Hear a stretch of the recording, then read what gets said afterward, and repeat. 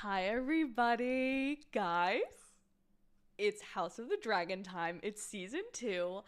I actually can't believe it. I actually can't believe it. It's been how long since we've all been here sitting and talking about House of the Dragon? And also, this time, I think my audio is working. I think I got everything set up pretty quickly. I am really sorry. I want to apologize in advance for one, how late this episode is. Happy belated Father's Day to anyone who might be watching. I hope you had a great day celebrating with your dads. My basically, long story short, obviously I was with family today, and now I'm back. I didn't get home until later to get to watch the episode, so I started a little bit later. Now I'm starting this stream, and I didn't really have anything prepped beforehand, which I sincerely apologize for, but we're doing this. I'm committing right now. I'm committing to doing the whole season 2, to doing it with you guys, like doing these live streams. Tonight's will probably be pretty short because it's Monday tomorrow, and your girl needs some sleep, or else I'm gonna be cranky, roaring and crying and screaming like Rhaenyra was in this episode if I'm not getting that beauty sleep. I need it, and I appreciate you guys for understanding. So basically, how this is going to work, if you did not join us in season 1, is we're going to do a little chit chat about the episode. Please leave your thoughts down below. For today's, since I'm trying to still process it, I literally finished like the post credits, like behind the scenes talk, like literally 5 minutes ago. Like I didn't even grab water or anything, which I'm kind of feeling like maybe was a bad decision now. But basically, we're going to talk through the episode, talk about y'all's thoughts, your opinions on them. There may not be a ton of you guys because it is late, which I completely understand. And then I'm going to give like a mini little review of the episode and clip it so that you guys can see it in short form, and or maybe like another non-live stream version of this video. And also, I sincerely apologize. I am behind on a couple of videos that I've promised you guys. They will be coming soon. I've just had a busy weekend. That's being the Inside Out 2 review and the Bridgerton Season 3 Part 2 review. And I'm also sorry about the glare in my glasses. To be honest, I could probably take them off. But guess who forgot to order contacts? So I'm going to have to wear my glasses. So please ignore the glare and or shadows. I hope you don't mind. But let's talk House of the Dragon. Okay, first off, I am obviously Team Black. As you see, my Daemon... right there, my boy. That's my man. Listen, did he make a oopsie this episode? Yeah, he did. Yeah, and as the title says, please be warned, this is not a spoiler-free chat, or a spoiler-free stream. So if you haven't watched the episode yet, go do that for yourself so that you're not getting this spoiled. Definitely, I feel like I remember the major plot points of season 1 really well, but the minute this episode started, I was like, wait, how is this person related to Viserys or Rhaenyra, or like trying to connect all these people. And yeah, so obviously this picks up right where season 1 left off, which is obviously I think the only way they could have done this and made it feel correct. And I thought it was really interesting in some of the behind the scenes. They were talking about how the events of this episode that unfold are quite important for what is to come in not only this season but the rest of the Targaryen line. And so it's very interesting to get to see all of those played out. To be completely honest, I haven't touched Fire and Blood, that book, since we were streaming last time. Will I pick it up soon? Possibly. Potentially. Because I feel like a good half of that book is about what is happening now, and I'd love to like be able to pick up on some of that and know. So that might be something I need to get around to. But I should pull her out for this actually. I really don't want to mess up my whole setup, to be honest. So we'll do that next week. Ando is back from season 1. Ando, thank you so much for being here. I really appreciate that. I'm so glad this was an 8 out of 10 episode for you. I think for me, it would be, maybe like a 7 out of 10, just because I feel like it did what it needed to do to establish us in the world and kind of how everyone is reacting to this, and really set us where each of the characters are. Without giving us too much exposition and feeling like, oh, this episode is just a recap, like nothing has happened. And I think it was a really smart episode because obviously this season is going to be involving a war, and a war of dragons. And so the fact that this episode, like at first I was like, oh, it doesn't feel like as much of a grandiose premiere as I would have expected for a Game of Thrones spinoff / a second season of this highly anticipated, like absolutely adored show. But it makes sense because we need to have time for this conflict to rise and escalate in this show. And it did end with like kind of a very important event, which I won't go ahead and say off the bat just in case anyone's joining and isn't aware that this is a little bit spoilers. Y'all are more than welcome to talk about it in the chat. I have everything, noted as spoilers. So let me actually just send this in the chat really quickly. Enter that this stream is spoiler territory. So you've been warned. Okay, sorry about that, guys. Sorry. Also, I'm sorry I don't have like music set up and ready to go for the stream. Next week's will be more professional and hopefully on time. Yeah, this was just very much like I made the decision that I want to start live streaming again, and I love talking about the show, and it's back, and I even wanted to do like a cutie little like short, or no, excuse me, a YouTube reel. No, oh my gosh, a YouTube short and Instagram reel. Thank you very much. Also, my camera is a little crooked, and that's kind of irritating me, but we're just gonna have to deal with that, unfortunately. But basically, where was I going? This episode, I feel like I remember the intensity of the first episode of last season versus this one with Rhaenyra's mother giving birth and passing away. But that doesn't feel as significant as the way that this episode ends. But I don't know about you guys. I don't know if you have Christians in the chat, and he basically said like, yes, like the names and the relationships. And we did not rewatch the first season. We were like, surely we're just like we were very much just excited. And the second that this episode started, I was like, not that we forgot what happened, but just like the names. And I if this show, Swirly Bird, I saw you said I definitely regret not watching the first season, but now I know what I'll be doing this week. Yes. If for anyone that's going to start watching the show or rewatching or just watching the second season, put on your subtitles. I don't know why it took me like 3 or 4 episodes last time in the first season to really adjust to that. But oh my God, it helps so much because you'll hear their names, and since they're phonetically similar because they're being named after each other or their family names, it is so difficult to understand like who they're mentioning. And a lot of it comes back to you. Like, I don't know about anybody who was a big fan of the first season, but like I feel like a good bit of stuff came back to me. However, it was the feeling of like, oh, I'm missing something right now, and I'm not quite sure what's going on.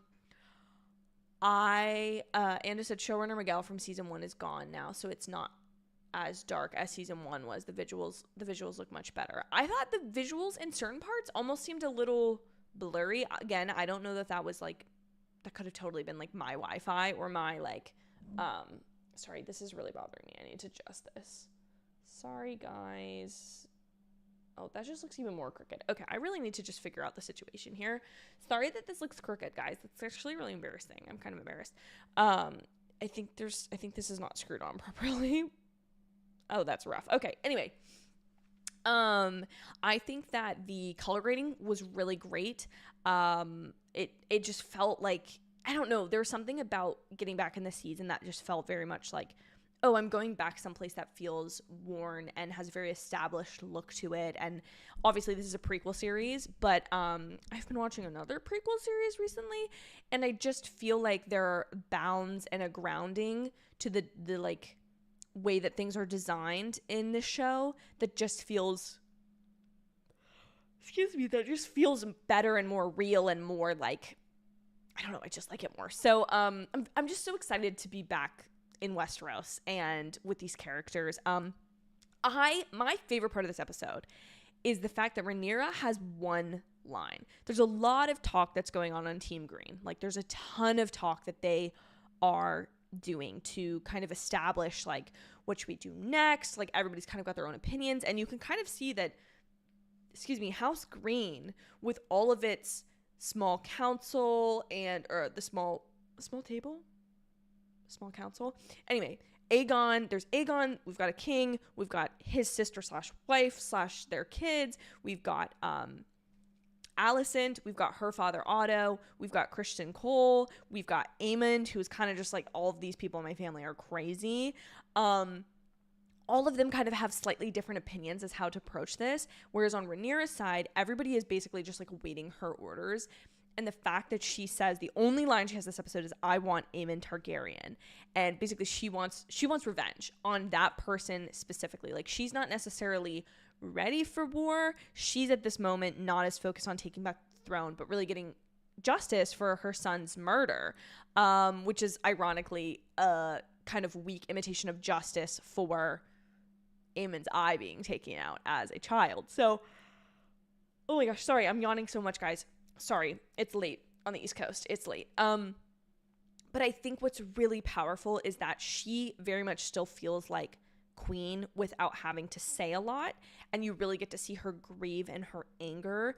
And it was so interesting hearing them behind the scenes talk about how she gives this statement, and Daemon, who basically he's like ready to act. Like, he's somebody who moves toward action, like isn't gonna sit and plot and plan. He's ready to go. That's where I think him and Aemond are really beautiful parallels, because they are both like good swordsmen. They're ready to like fight, and like they're ready to do what they need to do in the moment without really thinking of the repercussions. And so of course Daemon takes it upon himself to make moves in this war, to do things in Rhaenyra's absence. I thought it was so interesting the way they explained, again, I'm taking this from the behind the scenes clip at the very end of the episode. If you don't stay and watch those, you're missing out. Like, such amazing filmmaking, writing, character development. Like, the things they explain there are so beautiful and so amazing, incredible work. But Daemon basically doesn't understand why Rhaenyra needs to grieve so long. Basically, he's just like, well, they killed him, so like we're gonna kill him, right? And that's not how a strategic war like this can be won, especially when, you know, she needs to maintain a certain level of likability is the wrong word, but a certain amount of compassion. And with a dead son, that's pretty easy to do until you go and do what Daemon did, which is, spoiler for the episode incoming, that he tries to kill Aemond to please Rhaenyra, and the people he hires to do so just hate the Hightower so much that they kill Aegon's heir to the throne, Jaehaerys. And that is going to lead to bad things, because it's the beauty of two of the Aemond attack on Luke or Lucerys is the fact that it was technically an accident. Like, he was just trying to threaten him and take his eye, which is a much lesser punishment or brutalization versus him dying. And it's really quite, I love getting to see the fact that this is a broken family, a family that has come to hate each other through constant misaligned or malaligned, like misunderstood decisions and like actions. And it's just, oh, gosh, I just love the show. I love this show so much. Hold on, let me get the chat up. I need to make sure that this is set up correctly, because I want to be able to put y'all's thoughts on the screen so we can talk about this. I need an accounting. Team green, team black. I need to know. I'm very curious if there's anyone that's team green, and if so, I'm not going to attack you. I just need to know your explanation for this. Like, I need to know why, because I think the show is very much set up to be a team black. I think I get possibly having sympathy for Alicent or like Helena, but I don't know if the show has set it up for them to be as understanding why that would be the support. Okay, hold on. How do I do this again? Ugh, guys, every single time I do a stream, there it is, I forget certain things. And then I do them and I go, oh, well, that was silly. That was quite silly. Cam has a really important question here. And that's, when did Jace get cute? Listen, when they opened, also, can we talk? Is that Kit Harington's voice at the beginning of the episode? Hold on, this needs to go down. Is that Kit Harington's voice? Because my husband and I were sitting there like, is that Kit Harington? And I was like, no, it's definitely not. It's Christian Cole or whatever. And Sir Cole. And then Christian is like, no, it's Robb Stark. And I was like, that's not what he sounds like. God, why am I forgetting all of the names? Played by Richard Madden. I was like, that's not Richard Madden's voice. Richard Madden is Scottish. So I think it's Kit Harington. And the way they said, like, my ancestors, and they're talking about the Starks, I'm like, it has to be Kit Harington. But no, it's just the Stark dude. Oh.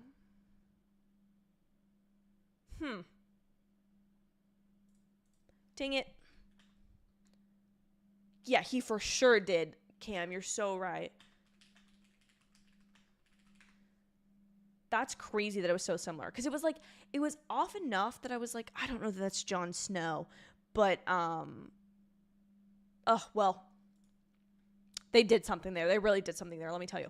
But the minute that Jace came on screen, both Christian and I were like, wait a minute. Who would that? I'm all for him being king. Let me tell you that. That's another point towards Team Black. Faux show. Andrew, you're so right. Jack's talking about Rhaenyra. Let's go. Rhaenyra can do no wrong. Listen, Daemon, he messed up. Listen, but I am known to defend characters like Daemon. And am I going to do so? Yeah, because he was just trying to make his wife happy. And he was just trying to do what needed to be done. Has it possibly screwed them royally? Yes, it possibly has. But I think it's a sign of a desperate man. And technically, he did tell them. He did say, I want Aemond. Described him, said, hair like mine, one eye. He's got an eye patch. I just don't understand why he thought that the rat catcher was going to be like the one to be able to figure that out. But yeah.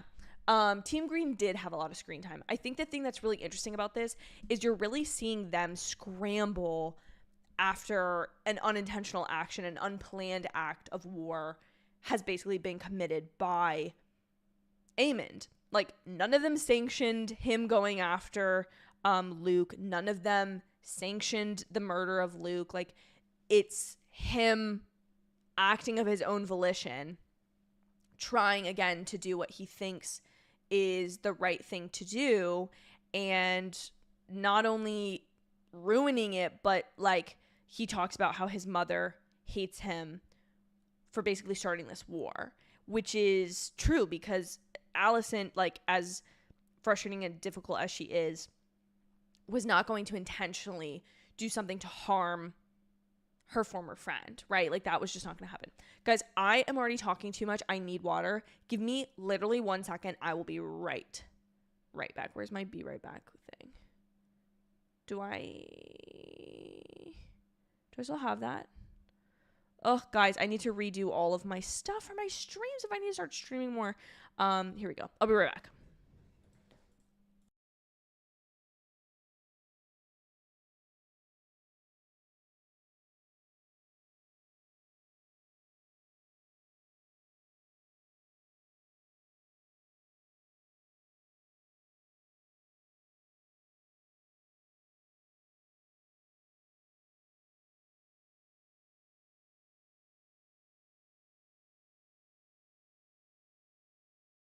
Sorry about that, y'all. I started coughing. I could feel it. I could feel a little cough in my throat. And I was like, this is not going to be pretty. This is not going to be cute. I think the thing that's so fascinating about them having so much screen time is that there are so many of them. Like, obviously, we have on the Valyrian side, we have Corlys and the kind of the naval fleet of Valyrians. We've got the Viserys's line of just Rhaenyra and her family, but we don't have, like, her kids don't have the same power that Alicent's children have, because Alicent basically was still having those children when she was a child. And so it's so, like,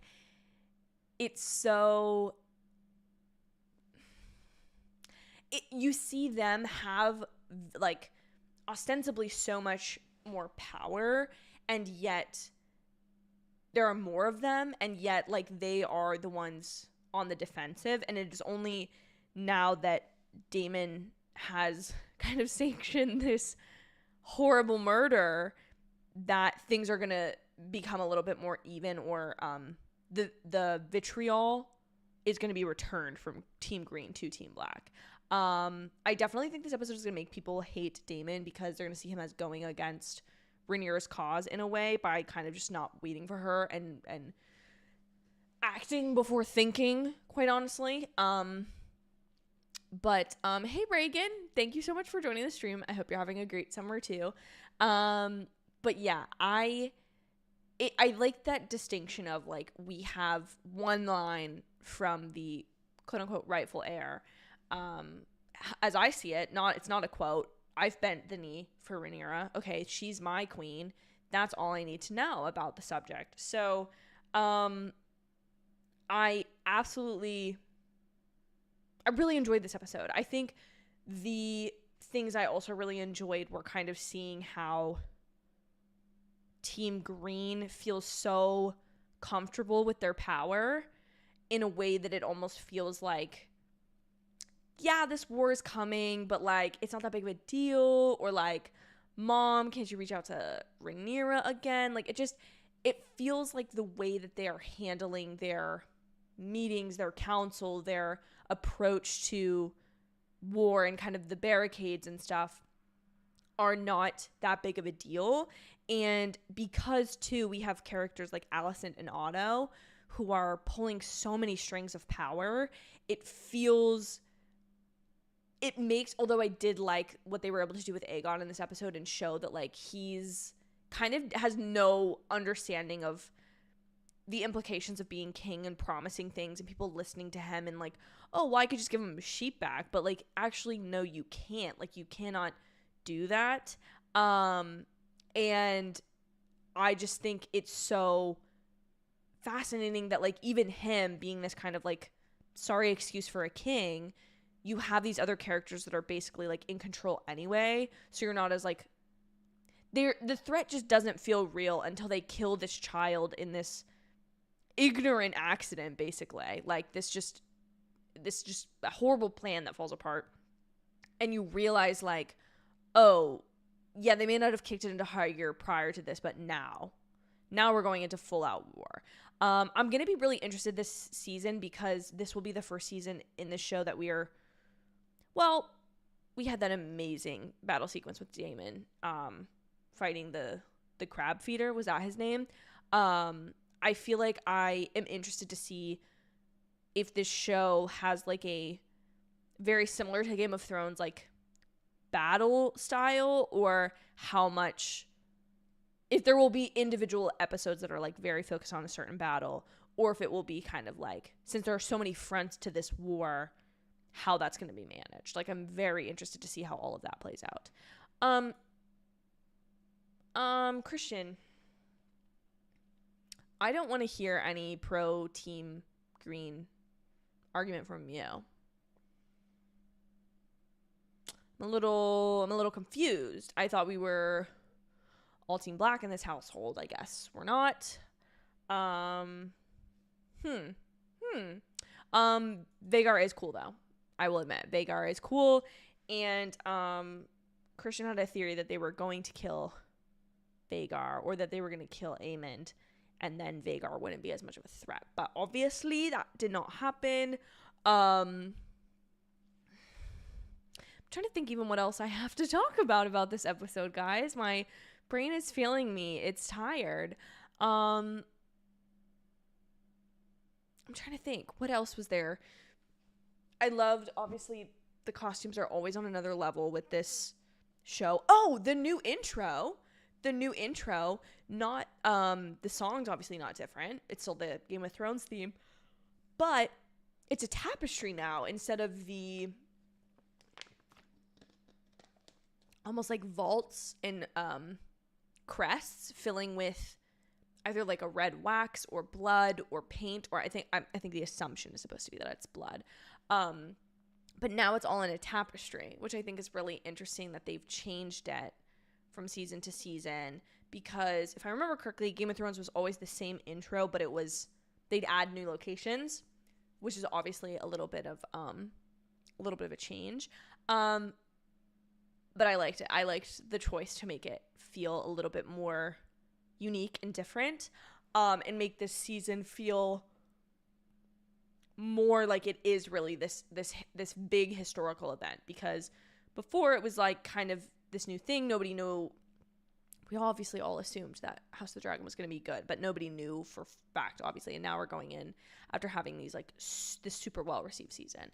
And on that note about Otto, I cannot stand Otto Hightower. Like, I hate him. Like, I can at least be on, like, I can have sympathy for Alicent, but I just do not have any for Otto. And I will say, also because I wanted to kind of bring about the downfall of the downfall of Team Green is this plan to get Otto replaced as Hand, because this man really has like made his living or his life on just controlling and puppeteering the king. Like, I just think I find him so, he's obviously well written and well characterized, and like you can see where this younger crop of like the Kingsguard or Aemon, people who are again more fiery, ready to act, are ready to replace this person as Hand. However, this Hand has personally brought about the downfall of Viserys. And then I think there was questioned, this is where I feel like I really need to go back and watch season 1.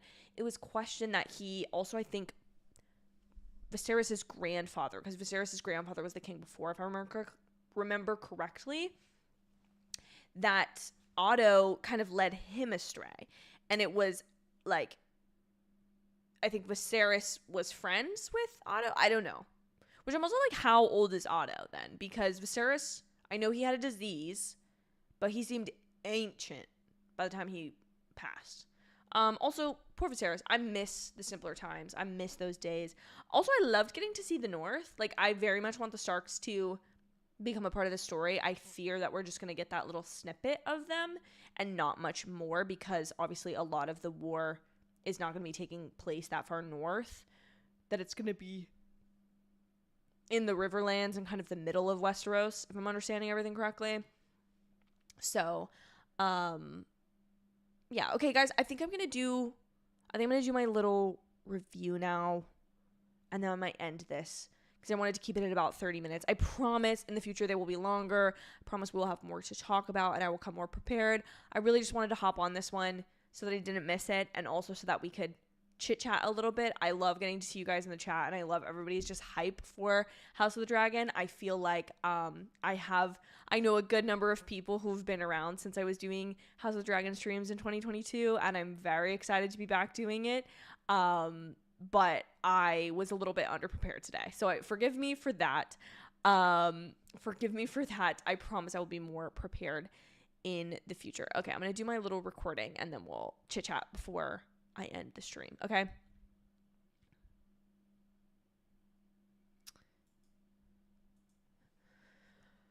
I have to think of a good intro for this. Okay, hold on. It's time to return to Westeros. That's always been my freaking intro for these. Okay. Guys, today we were talking about House of the Dragon Season 2, Episode 1, the premiere episode of Season 2. The feeling of joy I have being back into this House of the Dragon world is so incredibly exciting. And I'm obviously Team Black. And today I'd like to discuss my favorite parts of the episode, because I think that I'm right in assuming that those are not only my favorite parts of the episode, but the best parts of the episode. I think, you know what, guys? Wait. Okay, wait. I'm actually doing this, and now I'm feeling cringy, and I can't think properly. I'm just going to cut together what I have already in here. This has been a messy stream. But would it be a Sasha Raquel stream if it wasn't a messy stream, guys? No. Okay, I stopped recording. I'm actually now embarrassed that I tried to do this and was not prepped and prepared. I think I usually took notes, and that's what I did. So maybe I will just be clipping these and not making individual videos. But yes, House of the Dragon Sasha Lives will be back. We will be streaming them every Sunday night after the episodes. We will be talking about these episodes. I will probably be posting about this show on my Instagram. So if you're not following, please head over there. I'm trying to a lot of the content will be similar, like short form content there that it is here on YouTube. And I apologize for that being the same. But I know there are people who I have audiences on in both platforms that don't necessarily see the other. And that's just a fun way for me to be able to grow both platforms simultaneously. Guys, I think I'm going to end the stream here. I so appreciate all of you who have joined tonight's stream. I really, really, really appreciate it. Like, this was such a last minute thing and you guys really showed up and I really appreciate that. Thank you so much from the bottom of my heart. I will have those Inside Out 2 and Bridgerton Season 3 Part 2 reviews coming very soon, as well as some more House of the Dragon content, maybe a little something that I can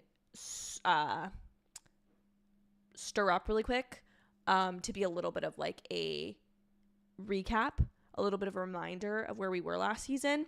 Thank you guys so much. I so appreciate it.